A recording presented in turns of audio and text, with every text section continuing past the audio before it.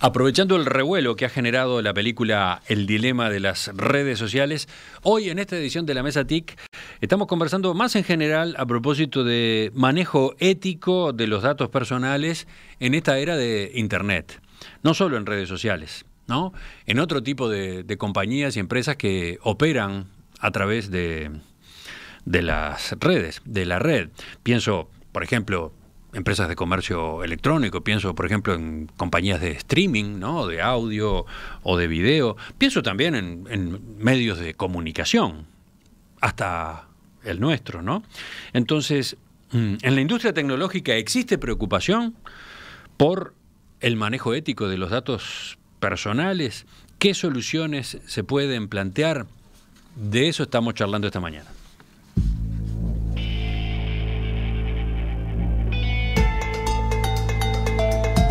Nos acompañan Lorena Echeverry, doctora en informática, profesora grado 3 en el Instituto de Computación de la Facultad de Ingeniería de la Universidad de la República, Pablo Brenner, ingeniero en computación, CEO y fundador de la empresa de software Coloquia, entre otras cosas, Javier Barreiro, ingeniero en computación, director de tecnología en AGESIC, la Agencia de Gobierno Electrónico y Sociedad de la Información y el Conocimiento, docente además en la Universidad de Montevideo y la Universidad de la República, y también Aldo Spontón, vicepresidente de tecnología y director de desarrollo de inteligencia artificial en la empresa argentina Globant.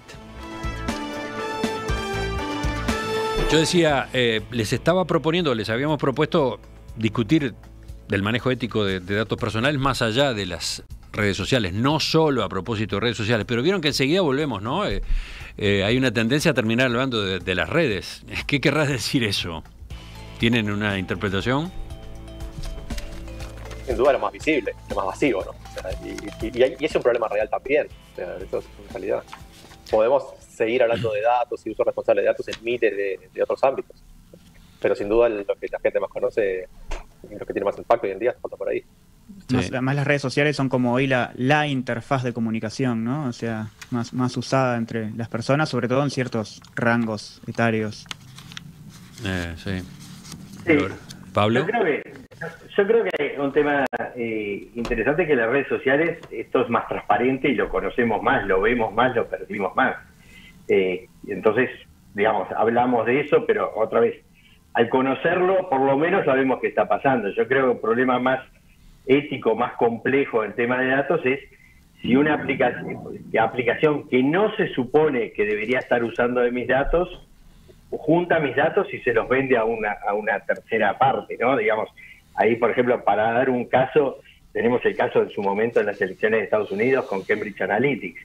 En verdad yo creía que me estaba haciendo un test, un jueguito de un test psicológico, y esa información se usó para las elecciones. Entonces, ahí creo que tenemos un problema muchísimo más grave en el tema ético, que es poca transparencia en que están usando mis datos para algo que no debería, que no tiene nada que ver con la aplicación. Y ahí a su vez, Pablo, hay dos niveles, ¿no? Está la posibilidad de que la empresa efectivamente viole sus propias reglas, ¿no? Venda esos datos de manera clandestina, o que lo haga porque quien utilizó esa aplicación dijo sí, autorizo a una cantidad infinita de cosas que nunca leyó, ¿no? Están las dos chances, ¿no?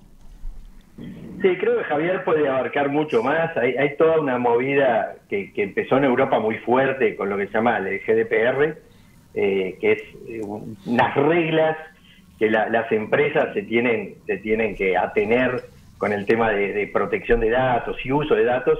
Y más allá de que es muy dura en cierta medida con las empresas, y puedo tener algunas cuestiones que puedo decir que no me gustan, pero en general creo que está muy bien, la dirección es correcta, y una cosa que hacen énfasis es que yo solo puedo guardar datos que son útiles para la aplicación que le estoy dando al usuario.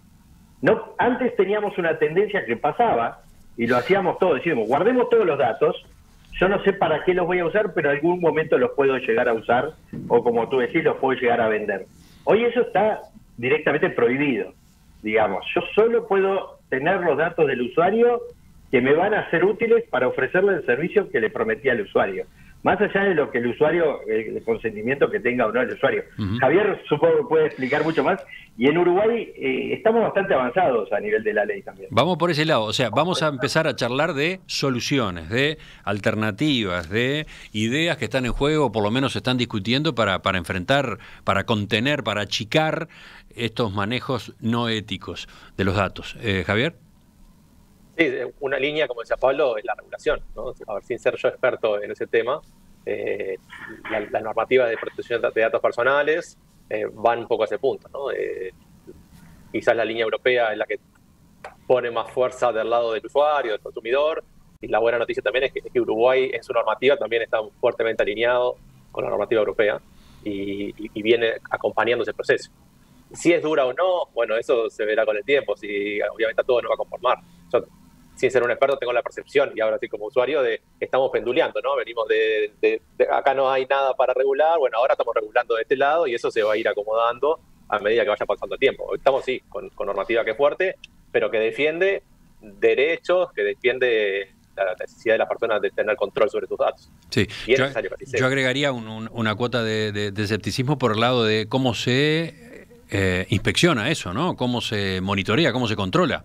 Una vez establecida la norma, ¿cómo se hace para chequear que efectivamente esa empresa está haciendo de mis datos personales el uso que la ley le habilita, ¿no?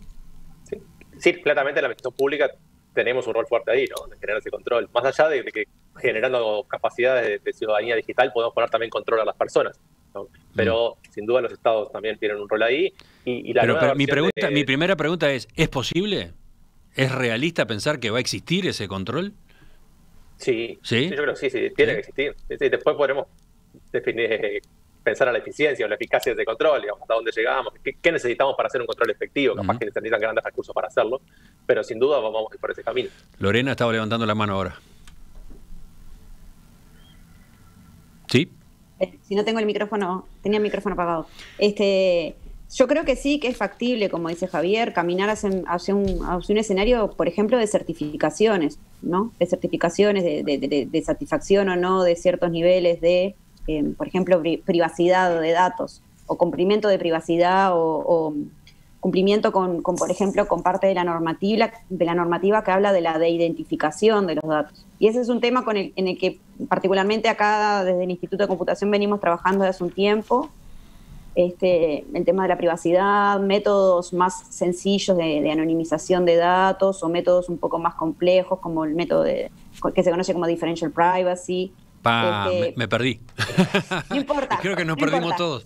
Jerga técnica, pero bueno, el aviso que sí quiero pasar es que es un tema que venimos trabajando y estamos organizando un workshop para fines de noviembre, junto con AGESIC desde el ICT4B y el Centro Tecnológico. Perdón, ¿cómo es eso? Expliquemos eso también. Bueno, hay un centro tecnológico que se llama ICT4B, ICT for Verticals, donde es un punto de encuentro de la industria, de la academia, de las agencias del Estado. Y bueno, y en el marco de ese centro tenemos un grupo de trabajo en privacidad. Este tema se trabaja desde hace mucho tiempo. Javier también participa en este grupo. Y estamos organizando un workshop para fines de noviembre sobre el tema privacidad, donde van a venir expertos locales, internacionales, gente de las empresas. Así que bueno, estamos avanzando en ese camino de adquirir conocimiento y tener prácticas que hagan que esto sea posible, porque está la reglamentación por un lado y las leyes, y después está cómo hacemos para trasladar esto al software y a las herramientas, ¿no? Sí, Aldo. Es un desafío.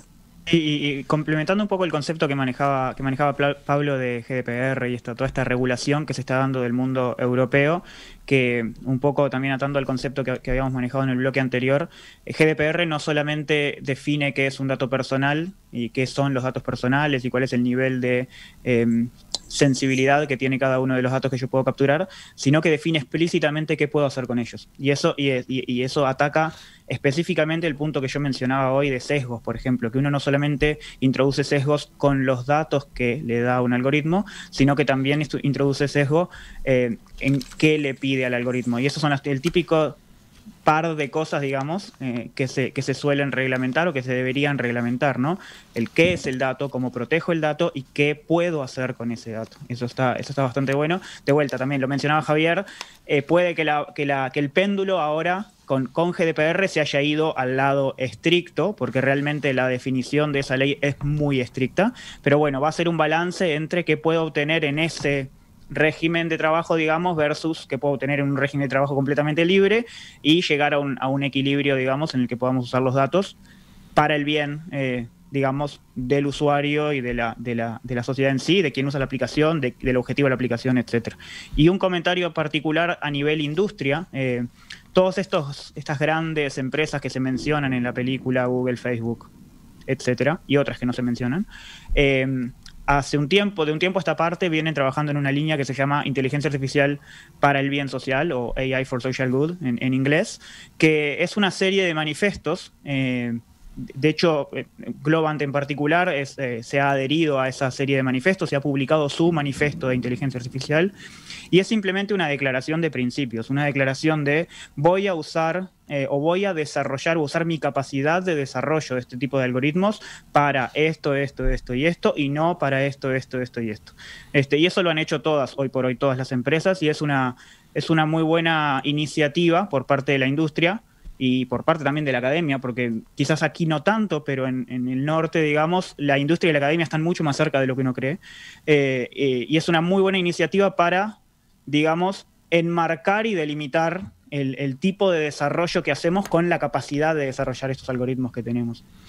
¿Quién habló hace unos minutos de certificaciones, de la introducción de certificaciones? Lorena, creo que fue. Lorena. Bueno, tenemos oyentes ácidos como Atahualpa, que dice, ¿certificaciones como las auditorías de riesgo internacionales? Entonces seguro tendremos un Lehman Brothers tecnológico. Bueno.